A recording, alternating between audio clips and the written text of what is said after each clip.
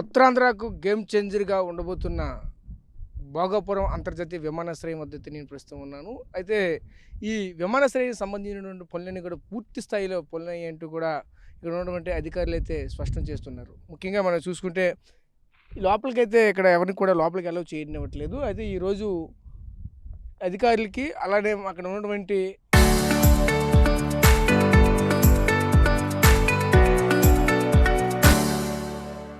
ఎయిర్‌పోర్ట్‌కి సంబంధించినటువంటి వాళ్ళకి, అలాగే లోకల్‌గా ఉన్నటువంటి కొంతమంది అధికారులకి అందరినీ కూడా ఈరోజు సమీక్షా సమావేశం కూడా ఈరోజు కేంద్ర మంత్రి రామ్మోహన్ నాయుడు ఆధ్వర్యంలో ఒకవైపు అయితే సమీక్ష సమావేశం అయితే జరుగుతుంది. తదనంతరం అక్కడి నుంచి వచ్చి మీడియాతో మాట్లాడుతూ చెప్పారు. ప్రస్తుతం నేనైతే మీడియా పాయింట్ నుంచి ఇదంతా కూడా మీకు చూపించే ప్రయత్నం అయితే చేస్తూ ఉన్నాను. ఒకవైపు మనకు కనిపిస్తున్నటువంటిది ఇక్కడ మనకు కనిపిస్తుంది ఏదైతే ఉన్నదో passenger terminal building. Passenger terminal building కంటే ఆ పైన కూడా మనకు కనిపిస్తూ ఉంది. లైట్లు వెలుగుతూ ఉన్నాయి. అక్కడ కనిపిస్తున్న లైట్లు వెలుగుతూ ఉన్నటువంటిదే ట్రాఫిక్ కంట్రోల్ టవర్, ఏటీసీ అంటారు అది. అయితే మనం కనుక ఇక్కడ చూసుకుంటే సుమారుగా దక్షిణ భారతదేశంలోనే ఇటువంటి ఎయిర్పోర్ట్ ఎక్కడా లేదంటూ కూడా చెప్తూ ఉన్నారు. అంటే ముఖ్యంగా చూసుకుంటే ఇది మన దక్షిణ భారతదేశానికే ఒక తలమానికంగా ఉంటుందంటూ కూడా చెప్తూ ఉన్నారు. అదేవిధంగా ముఖ్యంగా ఇంకో విషయం చెప్పాలంటే ఉత్తరాంధ్ర ప్రజల దశాబ్దాల కల అయినటువంటి ఈ భోగాపురం అంతర్జాతీయ విమానాశ్రయానికి సంబంధించినటువంటి పనులన్నీ కూడా పూర్తయ్యాయి అని చెప్పొచ్చు. దీనికి సంబంధించి వాస్తవంగా అయితే ఈ మంత్లోనే ఇదంతా కూడా మొదటి వీక్లోనే ప్రారంభం కావాలి. దీన్ని ప్రారంభించిన ముఖ్య అతిథి కూడా దేశ ప్రధానమంత్రి నరేంద్ర మోడీ కూడా వస్తారంటూ కూడా చెప్పారు. కానీ కొన్ని అనివార్య కారణాల చేతన రాలేకపోవడం అంటూ జరిగింది. అదేవిధంగా దీనికి సంబంధించి జిఎంఆర్ సంస్థ కూడా ప్రత్యేక పూజలు కూడా 3 రోజుల పాటు ఈ ప్రాంతంలో నిర్వహించినటువంటి పరిస్థితులు కూడా ఉన్నాయి. అంటే ఆల్రెడీ అఫీషియల్గా ఇంకా దీన్ని ప్రారంభించలేదు, కానీ అన్అఫీషియల్గా అయితే దీన్ని ఒకదాన్ని ప్రారంభించారని చెప్పాలి. ఎందుకంటే అక్కడ హిందూ సాంప్రదాయ ప్రకారం ఏదైనా పూజలు చేశారంటే ఆ ప్రాంతంలో అది అక్కడ ఆల్రెడీ శంకుస్థాపన అయిన తర్వాత అది పునఃప్రారంభించినటువంటి పరిస్థితులు అయితే మనకు కనిపిస్తూ ఉంటాయి. ముఖ్యంగా మనం చూసుకుంటే ఏదైతే దీనికి సంబంధించిన అప్రోచ్మెంట్ రోడ్లకు సంబంధించి కావచ్చు, లోపల ఉన్నటువంటి రోడ్లకు సంబంధించి కావచ్చు, ఇవన్నిటి కూడా పూర్తి స్థాయిలో నిర్మాణం చేపించింది. అయితే ఇదంతా కూడా సుమారుగా చూసుకుంటే 2203 ఎకరాల్లో ప్రస్తుతానికి ఇదంతా కూడా కనిపిస్తూ ఉన్నది. ఇంకా 500 ఎకరాల పక్కనైతే ఉంది. దానికి సంబంధించినటువంటి కొన్ని అంతర్జాతీయ స్థాయిలో అదే జాతీయ స్థాయిలో ఉన్నటువంటి కొన్ని హోటల్స్, కొంతమంది బిజినెస్ మ్యాన్ సంబంధించినటువంటి ప్రాంతంలో పెట్టాలనే యోచనతో ఒకవైపు 500 ఎకరాలను కూడా ఒకవైపు అయితే కేటాయించిన పరిస్థితి కనిపిస్తూ ఉన్నది. ముఖ్యంగా దీనికి సంబంధించి కనుక చూస్తే 4592 కోట్ల వరకు కూడా ప్రస్తుతానికి అయితే నిర్మాణం అయితే పూర్తి అయ్యిందనే చెప్పాలి. అంటే ఈ యొక్క అమౌంట్ ఇదంతా కూడా అయింది. దీనికి సంబంధించినటువంటి ఒక విధంగా పార్కింగ్కి సంబంధించినటువంటి అప్రోచ్ సంబంధించి కావచ్చు, పార్కింగ్కి ఇప్పుడు వెహికల్ పార్కులకు సంబంధించి కావచ్చు, అన్నిటి కూడా వైపు వాళ్ళకి సంబంధించినటువంటి అన్ని కూడా కార్యాచరణ అనేది పూర్తి స్థాయిలో చేస్తున్న పరిస్థితి కనిపిస్తూ ఉన్నది. అదేవిధంగా పార్కింగ్ నుంచే స్టార్టింగ్ నుంచో లోపలికి వెళ్ళినంత వరకు కూడా ప్రతి ఒక్క అంశాన్ని కూడా పూర్తి స్థాయిలో సీసీ కెమెరాలతో మానిటరైజింగ్ అవుతూ ఉన్నది. అదేవిధంగా అంతా కూడా చూస్తూ ఉంటే ఎయిర్పోర్టు గ్రీన్ఫీల్డ్ ఎయిర్పోర్ట్ కాబట్టి దీనికి సంబంధించినవంతా కూడా ఇంటర్నేషనల్ స్థాయిలో ఇంటర్నేషనల్ స్టాండర్డ్స్తో ప్రతి ఒక్క అంశాన్ని కూడా కులంకుషంగా పరిశీలించే విధంగా దీనికి సంబంధించినవన్నీ కూడా పెడుతున్న పరిస్థితి ఉంది. అయితే ముఖ్యంగా మనం చూడవచ్చు దీనికి సంబంధించిన కనుక చూస్తూ ఉంటే సుమారుగా, ఎందుకంటే ప్రతి ఒక్క అంశాన్ని కూడా దీన్ని డిఫరెంట్గా కనిపిస్తూ ఉంటుంది.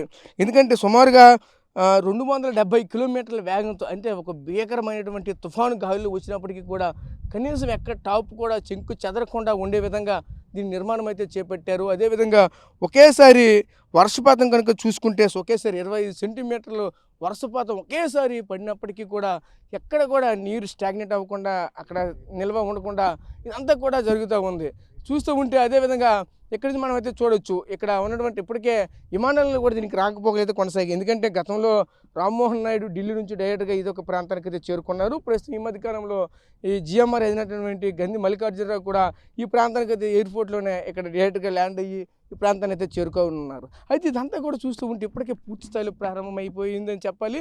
కానీ దీనికి అఫీషియల్గా దీనికి సంబంధించినటువంటివి కూడా ఇంకా జరగలేదు. ఎందుకంటే దీనికి సంబంధించినటువంటి కొన్ని పర్మిషన్స్ కూడా రావాల్సి ఉందేమో, మరి చూడాలి. అంటే ఇంటర్నేషనల్ లెవెల్లో ఉండాలి కాబట్టి కనుక ఇదే కానీ ఒకవేళ ఇది పక్కకి జరుగుతూ ఉంటే మరోవైపు విశాఖపట్నంలో ఉన్నటువంటి ఏదైతే విమానాశ్రయం ఉందో దాన్ని మూసివేస్తారంటూ కూడా ఒకవైపు చెప్పడంతో అక్కడ ఉన్నటువంటి స్థానికులు కూడా దానిపైన తీవ్రంగా ఆవేదన, ఆందోళన కూడా చేపడుతూ ఉన్నారు. ఎందుకంటే జనరల్గా చూసుకుంటే పట్టణం మధ్యలో ఉన్నటువంటి విమానాశ్రయము ఈరోజు అది క్లోజ్ చేస్తారనడంతో ఆ స్థానికంగా ఉన్న ప్రజలంతా కూడా ఒక విధంగా ఆందోళన చెందుతున్నారు. ఎందుకంటే మా చుట్టుపక్కల ఉన్నటువంటి ఈరోజు ఈ విమానాశ్రయం సుమారుగా మాకు ఒక 50 కిలోమీటర్ల దూరంతో వెళ్ళిపోవడంతో సుమారుగా 50 కిలోమీటర్ పేరు చెప్పుకోవడానికైతే 50-60 కిలోమీటర్ల దగ్గరే కనిపిస్తూ ఉంది. కానీ ప్రయాణం చేస్తే మాత్రం సుమారుగా 2 గంటల వరకు కూడా ఆ ప్రాంతానికి అయితే చేరుకోలేనటువంటి పరిస్థితి అయితే ఉంటుంది. అయితే ఇవన్నీ కూడా చూస్తూ దీనికి సంబంధించినటువంటి కనెక్టివిటీ రోడ్లు కూడా విశాఖపట్నం నుంచి ఇక్కడికి, అలాగే ఇక్కడ నుంచి డైరెక్ట్గా ఇక్కడ భోగాపురం నుంచి ఒకవైపు భువనేశ్వర్ నుంచి అలాగే ఛత్తీస్గఢ్ అంటే చుట్టుపక్కల రాష్ట్రాలన్నిటికీ కూడా ఒకవైపు కనెక్టివిటీ అయితే పెంచుతూ ఉన్నారు. అయితే ఇవన్నీ కార్యక్రమాలు అయితే ఒకవైపు అయితే చేస్తూ ఉంటే ఒకవైపు విశాఖపట్నం సంబంధించిన ప్రజలు కూడా ఒకవైపు అయితే ఆందోళన చేస్తూ ఉన్నారు.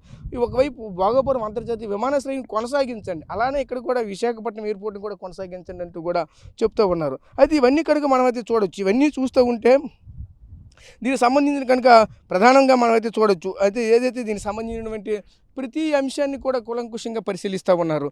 ఎందుకంటే దీనివల్ల ప్రతి ఒక్క ప్రజలకి అంటే ఉన్నటువంటి ప్రతి ఒక్కరికి లబ్ధి చేకూరే విధంగా ఎవరికి కూడా ఇబ్బంది కలిగే విధంగా ఉండకూడదని ప్రభుత్వం కూడా యోచిస్తూ ఉంది.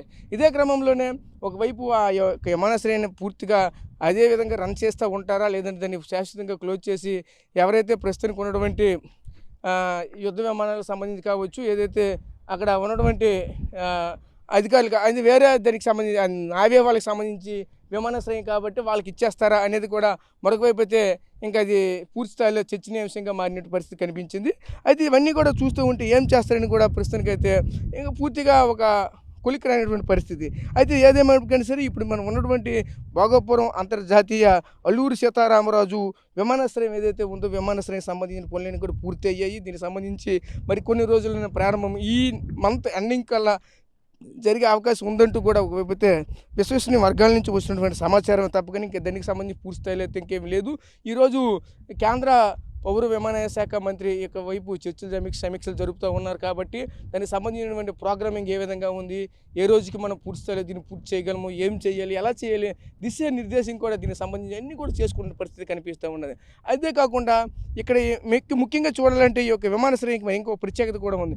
నిత్యము కూడా 24 గంటలకు కూడా కంటిన్యూగా గాలులు వీస్తూనే ఉంటాయి. దీని కారణం ఎందుకంటే ప్రధానంగా అయితే మనం చూడవచ్చు అక్కడ పక్కనే సముద్రానికి ఆనుకొని ఉన్నటువంటి ఇది ఒక ఎయిర్పోర్ట్. ఇది సముద్రానికి ఆనుకొని ఉండడంతో నిత్యం కూడా ఈ పవనాలు అనేవి కంటిన్యూగా ఇక్కడ వస్తూనే ఉంటాయి. ఎందుకంటే ఇక్కడ క్లైమేట్ కూడా చల్లగా ఉన్నటువంటి వాతావరణము, చుట్టూ ఎత్తైనటువంటి కొండలు కూడా ఉన్నాయి. దీని కారణంగా ఇక్కడ ప్రకృతి సౌందర్యాలకు కూడా ఒక నిలయంగా మారుతూ ఉన్నది. అదేవిధంగా మరికొన్ని రోజుల్లో టూరిస్ట్ ప్రాంతం కూడా దీన్ని అయితే మారబోతూ ఉన్నది. ఎందుకంటే గ్రీన్ఫీల్డ్ ఎయిర్పోర్ట్ కాబట్టి చుట్టుపక్కల ఉన్నటువంటి ప్రాంతం అంతా కూడా గ్రీన్గా మార్చేసి ఒక సుందరమైనటువంటి చెట్లతో ఇదంతా కూడా ప్రత్యేక ఆకర్షణీయంగా ఇక్కడ ఉన్నటువంటి వాళ్ళకి కూడా కనిపిస్తున్న పరిస్థితి ఉంది. అది ఇవన్నీ కూడా చూస్తూ ఉంటే ఏదేమైనా సరే ఉత్తరాంధ్రకు ఒక తలమానికంగా మారుతున్న పరిస్థితి ఉంది. అయితే దీనికి సంబంధించి మరికొన్ని రోజుల్లో పూర్తి వివరాలు అయితే దీనికి సంబంధించి అధికారులు కూడా వెల్లడించనున్నారు. ప్రస్తుతం ఇది ఇక్కడ ఉన్నటువంటి పరిస్థితుల్లో దీన్ని ఏ విధంగా తీసుకుని వస్తారా, ఏ విధంగా రానున్న రోజుల్లో ప్రారంభించబోతారా అనే అంశాన్ని కూడా ఇంకా మరికొన్ని రోజుల్లో చెప్పబోతున్నారు. అలాగే ఈరోజు ప్రెస్ మీట్లో కూడా దీనికి సంబంధించి మరిన్ని వివరాలు కూడా కేంద్ర పౌర విమానయాన శాఖ మంత్రి రామ్మోహన్ నాయుడు కూడా దీని పట్ల వెల్లడించే ప్రయత్నం కూడా జరుగుతుంది. అయితే ఎంతవరకు అసలు ఏం జరగబోతుందని వేచి చూడవలసిందే. కెమెరా పర్సన్ నాయుడుతో రాజేష్, RTV, భోగాపురం అంతర్జాతీయ విమానాశ్రయం నుంచి విజయనగరం.